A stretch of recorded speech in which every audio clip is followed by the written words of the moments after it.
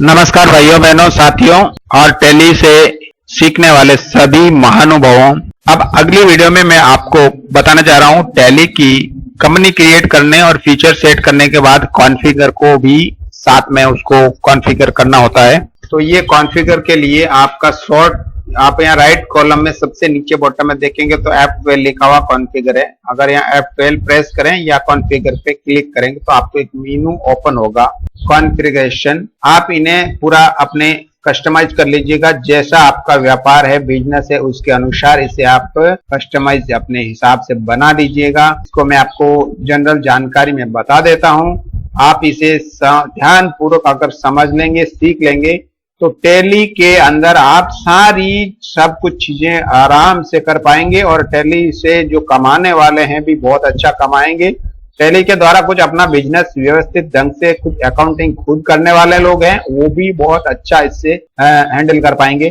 तो कॉन्फ़िगर के अंदर सबसे पहले जनरल लिखा है। ये जनरल के अंदर में आपको मैक्सिमम जो है ऑलरेडी ऑटोमेटिकली सेट होता है, फिर भी आपको रिक्वायर के अनुसार मैं आपको बता देता हूं। अगर कोई आपको स्पेशल इसके अंदर चेंजेस करना हो तो वो कर सकते हैं, अन्यथा अपनी रिक्वायर के अनुसार ही चेंज करें। जैसे डेट का फॉर्मेट है, सबसे ऊपर देख लीजिए, मैं आपको बता देता हूं। ये जो मेनू दिखा रहे हैं आप, ये इंडिया और सार्स या इंटरनेशनल, या मैं इंडिया को और सार्स को डाल रखा है तो इसे आप रहने दीजिए। इसमें लिखा है सार्स कंट्रीज जो लिखा रखा है उसके अंदर जो है पाकिस्तान और श्रीलंका, बांग्लादेश, नेपाल, भूटान आदि इसमें लिखा रखा है। और अदर इंटरनेशनल अगर कोई मार्केट है तो वहां आपको इंटरनेशनल शो यस करना है।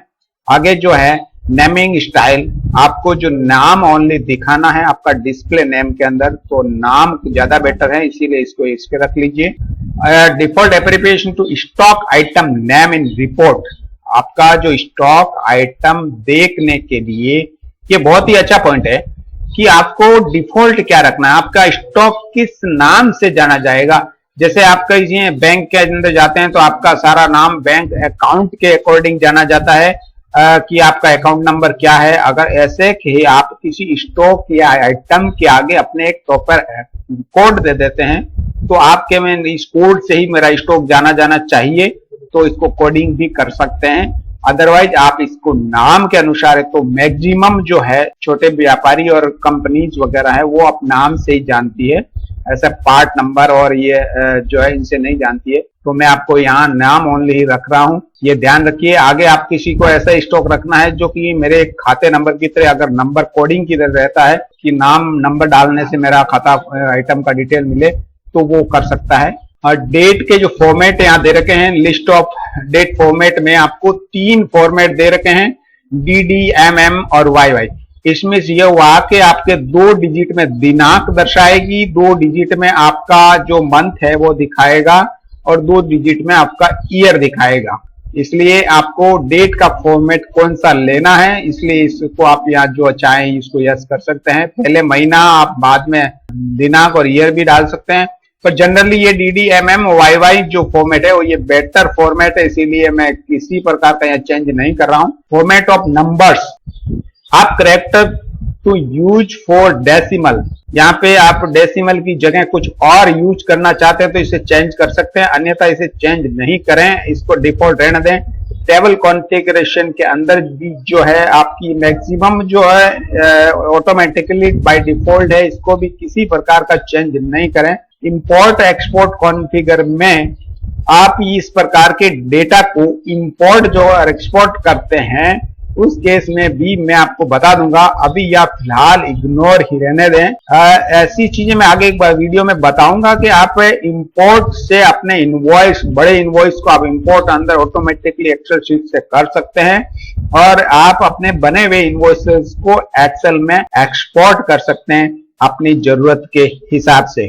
आगे चलते हैं, आपको इसमें मैक्सिमम एक जो ग्राफ का दे रखा है मेनू, या आप इस लाइन को ध्यान से पढ़ लीजिए, शो ग्राफ इन मंथली रिपोर्ट। जहां आप जब भी मंथली रिपोर्ट का प्रिंट निकालेंगे उस समय आपको नीचे एक 2 से स्तंभ आकार के ग्राफ डिजाइन किया हुआ मिले। अगर वो वैसा चाहते हैं तो आपको यहाँ पे यस कर दीजिए। तो ये आप ये ग्राफ प्रिंट निकाले तो भी आपको दिखा सकता है, वरना आपको जनरली खाता खोलेंगे तब भी आपको ये दिखाता रहेगा। तो आप इसे यस कर दीजिए। और use separate mean for final account statement में भी अगर आपको ऐसा रखना चाहते हैं तो इसे यस करें, अन्यथा इसे नो रहने दें। मैं आगे लेके चलता हूं आपको। और ये आपका जो मीनू है, मैंने मोदी एंड कंपनी कल जो क्रिएट की थी उसके कॉन्फ़िगरेशन का जनरल चीज को बता दिया है। इसके बाद न्यूमेरिकल सिंबल्स में आपको ले चलता हूं। यहाँ पे भी बाय डिफॉल्ट है, मैक्सिमम ऐसा कुछ चेंजेस करने की जरूरत इसमें नहीं है।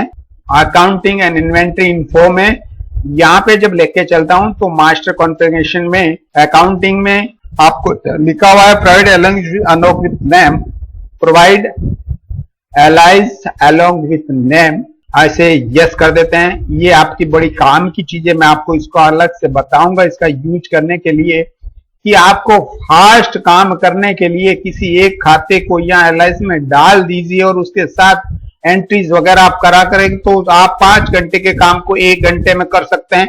तो इतना मैं आपको कॉन्फिडेंस इसके साथ बताता रहूंगा कि उसको फास्ट काम को कैसे किया जा सकता है। Provide advance information in master, ये आपका मीनू जो ऑटोमेटिकली इसके अंदर यस हो चुका है, तो इसे आप रहने दें। आपको अगर notes add notes for ledger accounts में किसी प्रकार के नोट्स को ऐड करना है तो उसके लिए ये चाहिए, तो फिलहाल इसकी जरूरत नहीं है। डिस्क्रिप्शन ऑफ लेजर अकाउंट, ये आप मीनू ओपन कर दें तो उसकी डिस्क्रिप्शन डिटेल डालने के लिए कहीं जरूरत पड़ती है तो वहां आ जाएगा, पर अभी फिलहाल इसकी मैं नो रख रहा हूं। अगर कैसे ऐसे ही आपको जरूरत कहीं पड़ी तो आप मुझे बताइएगा कितने जरूरत है, तो मैं आपको बिल्कुल बता दूंगा। ये सारे मीनू फिलहाल मैं नो ही रख रहा हूं क्योंकि इसको आप डेप्थ में जाएंगे आपके बिजनेस के अकॉर्डिंग आप इसे यस कर सकते हैं, अदरवाइज इसकी जरूरत नहीं है। Provide the part number of stock item, मान लीजिए आपके स्टॉक ऐसे है जिसमें एसेसरीज टाइप के आइटम है जिसके पार्ट नंबर लिखे हुए हैं और आप उस पार्ट नंबर का रिकॉर्ड रखना चाहते हैं तो आप इसे यस करें ताकि आप पार्ट नंबर उसमें फिल कर सकते हैं आगे के डेटा। अगर यहाँ ये नो रहेगा तो आगे आपको पार्ट नंबर डालने के कहीं ऑप्शन अवेलेबल नहीं रहेंगे, तो इसको अगर यस करें तो आप पार्ट नंबर की जो अगर कहीं एसेसरीज वाले जिसके पार्ट नंबर हैं ऐसे बिजनेस वालों के लिए फायदेमंद हो जाएगा। आगे बढ़ते हैं तो आपको यहाँ ऐड डिस्क्रिप्शन और स्टॉक आइटम, आप स्टॉक आइटम के आगे कुछ डिस्क्रिप्शन डालना चाहते हैं तो आप इसे यस करें, अन्यथा इसकी आवश्यकता नहीं रहेगी।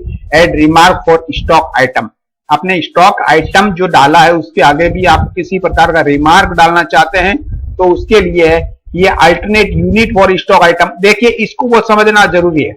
कभी कभी क्या होता है कि आप बिजनेस में आप कुछ कार्टन होते हैं, कुछ बॉक्सेज होते हैं और बॉक्स के अंदर कुछ मटेरियल पैकिंग होती है। फॉर एग्जांपल आपका मान लीजिए आपका क्विंटल पर क्विंटल है कोई और पर किलो में है, तो आपकी अगर कभी कभी आप किलो में बेचेंगे कभी आप क्विंटल में बेचेंगे और आपको अगर प्रति क्विंटल रेट मार्क डाल रखी है कभी किलो में डाल रखी है, तो उसकी जो अल्टरनेट यूनिट अगर अल्टरनेट यूनिट आ रही है उस केस में आपका बिजनेस करने के लिए ये 2 ऑप्शन को यस करना पड़ेगा। मान लीजिए अगर किसी का मेडिकल का बिजनेस है और वो बॉक्स के साथ डील कर रहा है, होलसेल का व्यापारी है और वो बॉक्स में ही माल बेच रहा है, तो उसने रेट भी अपनी बॉक्सेज में ही डाल रखी होगी, तो पर बॉक्स उसकी रेट है।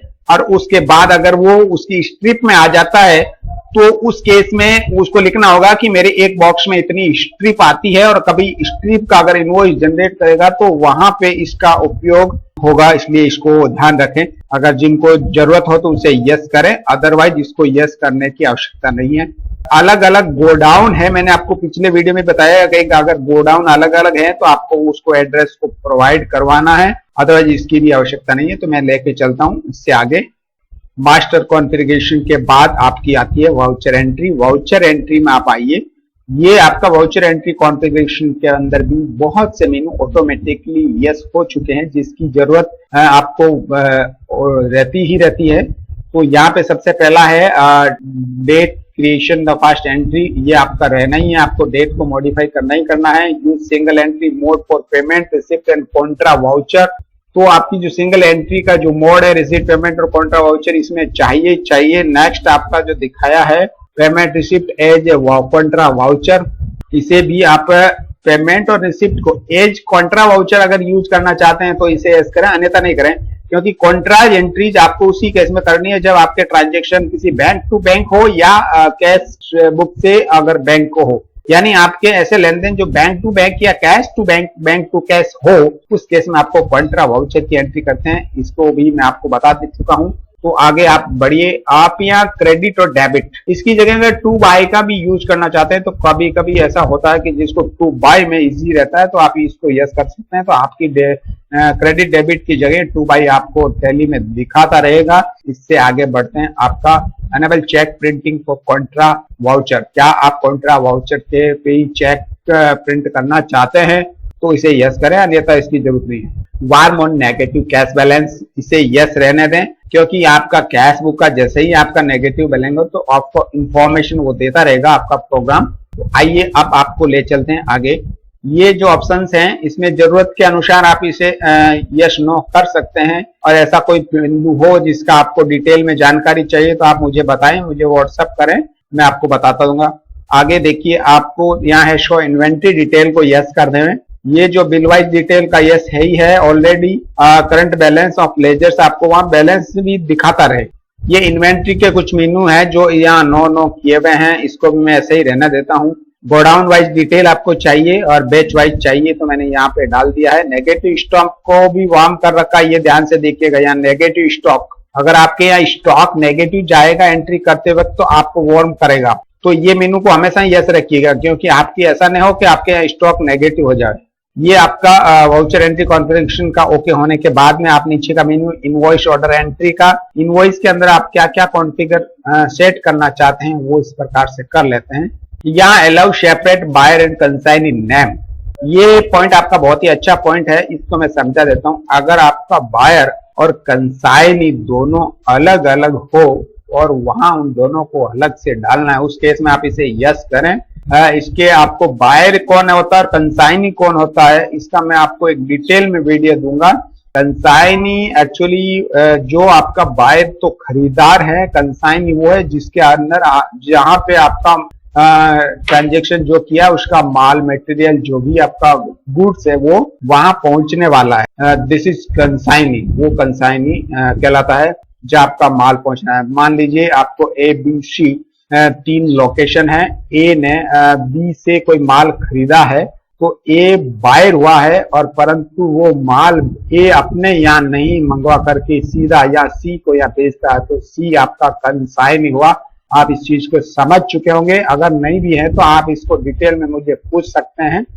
नेक्स्ट आगे का है allow modification of all file during entry, आपको एंट्री करते वक्त किसी प्रकार का मॉडिफाई करना है तो उस केस में आप इसे यस रखें। तो मैं इसको आपको अगर यस कर देता हूं तो आपका ऑप्शन आपका वहां चालू रहेगा, आप उसे एडिट कर सकते हैं। Allow ledger groups under provision, ये भी मैं आपका नो रखता हूं। Common ledger account for item allocation, item की एलोकेशन को मैंने यस कर दिया है। डिफॉल्ट ऑफ बिल एलोकेशन को भी यस कर दिया है। Provide additional description of stock item name, अगर आइटम नेम के आगे आपको और कुछ एडिशनल डिस्क्रिप्शन लिखना है तो उसे यस करें, अन्यथा इसकी यस करने की जरूरत नहीं है। अब इसको डिटेल में मैं आपको बता देता हूं। मान लीजिए आप आइटम में आप किसी पैंट की बेचते हैं, आपके पैंट कलर रेड है, येलो है, पिंक है, आपने 15 कलर रखे हैं, तो 15 कलर में अगर एक ही कैटेगरी का आइटम है, नहीं आइटम नेम आपका पैंट है, मान लीजिए उसका कैटेगरी एक है, सिर्फ और सिर्फ उसमें चेंजेस कुछ नहीं है, सिर्फ वो कलर का फर्क है, रेट एक है, रेट एक है, सब कुछ सही है। अब आपको उसका डिस्क्रिप्शन यहां से आप उसको यस करें तो आप वहां अपने डिटेल में लिख सकते हैं, रेड येलो जो भी आपका कलर आता है, तो वो आपको आगे जब भी रिकॉर्ड चेक करेंगे तो आपको मालूम चलता रहेगा कि रेड की सेल क्या है, येलो की सेल क्या है। आगे ले चलते हैं। आपको इसी प्रकार से additional description of ledger name, same यही प्रोसीजर लेजर नेम के साथ है। आगे consolidate stock item with same rate, अगर यस करें तो कुछ आइटम्स जो सेम रेट के होते हैं तो उन आइटम को भी यहाँ एक साथ वो दिखाई पड़ेंगे, आपको एक साथ यूज कर सकते हैं। तो ये बाकी वाले को भी मैं नो कर देता हूँ, जिसकी यहाँ पे एक आपका एक्सपोर्टर का ऑप्शन दे रखा है शिपिंग डिटेल, अगर कोई कंपनी आपका एक्सपोर्ट कर रही है, आउट ऑफ इंडिया कोई माल बेच रही है, तो उस केस में यहाँ आपको यस करना होगा, क्योंकि आपको एक्सपोर्ट करते समय आपकी कुछ शिपिंग की डिटेल्स या बुक्स में फीड करनी होती है, तो उसको यस करें, अन्यथा इसकी यस करने की जरूरत नहीं है। नेक्स्ट कंटेनर नंबर, ये भी आपका एक्सपोर्ट से रिलेटेड ही है। पैकेज, ये तीनों ऑप्शन अगर आप एक्सपोर्टर हैं तो यस करें, अन्यथा इसको यस करने की आवश्यकता नहीं है। इन्वेंट्री डिटेल में आपका आगे का जो है इन्वेंट्री डिटेल, अगर आपका नेगेटिव स्टॉक को देखना है कि मेरा स्टॉक नेगेटिव न जाए या वार्म करता रहे, उस केस में इसे यस करें। और warm duplicate number, order number, इसको भी मैं यस कर देता हूँ अगर ऑर्डर नंबर आपका डबल न हो, डुप्लीकेशन न हो। Allow use expiry batch of all stock items को मैंने यस कर ही दिया है। Batch wise zero quantity yes कर दिया है। प्रोवाइड कंप्लीट अकाउंटिंग एलोकेशन और ऑर्डर डिलीवरी नोट को भी यस कर दिया है। स्टेटिचरू में स्टेटरी डॉक्यूमेंट्स के अंदर आपको कैलकुलेशन टैक्स ऑन करंट सब टोटल, इसके अंदर आपको बहुत ये समझने की चीज है कि आपका जो टैक्स है किसके ऊपर कैलकुलेट करना चाहिए। तो इसको मैं यस कर देता हूं कि आपकी एक टोटल दिखाए और उसके बाद उसकी टैक्स की गणना करें, जीएसटी की। अभी जीएसटी चल रहा है, ये एमआरपी वाला मैटर है, ये पहले था, अभी ऐसा कुछ नहीं है, तो इसको मैं नो रहने देता हूँ। ये आपका सारी चीजें यहाँ अपडेट हो गई है। और यहाँ पे इसके बाद आगे ले आते हैं पेरोल कॉन्फ़िगरेशन। ये पेरोल कॉन्फ़िगरेशन, हमने पेरोल की बात पीछे भी कही थी। आपका जब टीचर सेट कर रहे थे कि आपको अगर किसी प्रकार का पेरोल टैली के द्वारा ही तैयार करना है तो आप इस ऑप्शन को यस कीजिएगा, अदरवाइज इसको करने की आवश्यकता नहीं है। आप बैंकिंग कॉन्फ़िगरेशन में जाइए। बैंकिंग कॉन्फ़िगरेशन के अंदर आपको ये बैंक का जो कुछ अभी आ रहा है कि अंडर रिकॉन्सिलिएशन ट्रांजेक्शन, जो बैंक रिकॉन्सिलिएशन डेट है वो आप डाल दीजिए। अपना बैंक का रिकॉन्सिलिएशन को ध्यान में रखते हैं इसके जो चीज चाहिए उसे आप यस कर सकते हैं। अब आपका आता है प्रिंटिंग मेनू।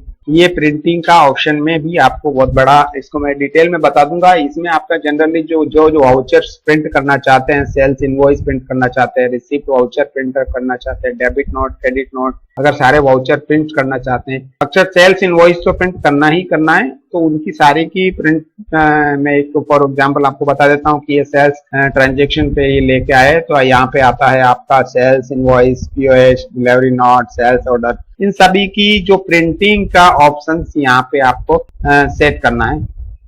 अभी मैं फिलहाल इसकी प्रिंटिंग मेनू को आपको बाद में बताऊंगा। मैंने इसके बाद ईमेलिंग, ये प्रिंटिंग कॉन्फ़िगर को आपका पेंडिंग रहेगा, इसका वीडियो अलग से बना के दूंगा, उसमें आपको डिटेल से सारी प्रिंटिंग की सारी चीजें आपको समझा देंगे। ईमेलिंग ऑप्शंस, ये ईमेलिंग का ऑप्शन जो है आप टैली से डायरेक्ट आगे कंपनी को, पार्टी को, अपने सप्लायर, अपने डीलर, अपने जो भी है नंबर ऑफ अकाउंट्स के जो भी आपने डिटेल डाल रखी है, अगर ईमेल फीड कर रखी है तो आप डायरेक्टली उसे मेल कर सकते हैं, उसे एसएमएस कर सकते हैं, उसे आप कॉल कर सकते हैं। तो ये सारे ऑप्शंस को यहाँ पे आप अपडेट कर दीजिए। तो यहाँ पे आपका जो है किस से मेल से भेजेंगे, तो ये सारा रिकॉर्ड आप फिल करेंगे तो आपका यहाँ ऑटोमेटिकली मेल भेजने का सारे ऑप्शन आपके सामने हो जाएगा। तो अभी मैं आपको यहाँ से आगे ले चलता हूँ।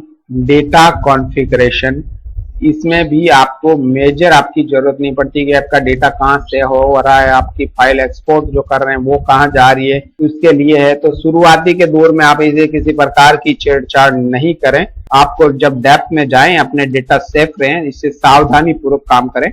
एडवांस कॉन्फ़िगरेशन, यहाँ पे आपको जब जाएं एडवांस कॉन्फ़िगरेशन में, इनमें से जो चीज आपको रिक्वायर हो एडिट करने की तो आप करें, अन्यथा ये बहुत से मेनू है जो ऑटोमेटिकली है और जनरली आपको इस काम को करते वक्त आपको किसी प्रकार का यहाँ चेंज करने की आवश्यकता नहीं पड़ती है। अगर आप इससे डेप्थ में जाएंगे तो आपको जरूरत पड़ेगी, तो मैं आपका इससे अलग से आप पूछिए उसके लिए मैं बता दूंगा। प्रोडक्ट एंड फीचर्स, प्रोडक्ट और फीचर्स के अंदर आपका ये मेनू जैसे ही खोला है तो ये आपका टैली की जो प्रोडक्ट है उसके ऊपर लेके आया, इसकी भी जरूरत नहीं है। लाइसेंसिंग के लिए लाइसेंस, टैली के लाइसेंस के रिकॉर्डिंग है। तो ये हो गया आपका कॉन्फ़िगर F12 का कार्य कंप्लीट हो गया है यहाँ पे।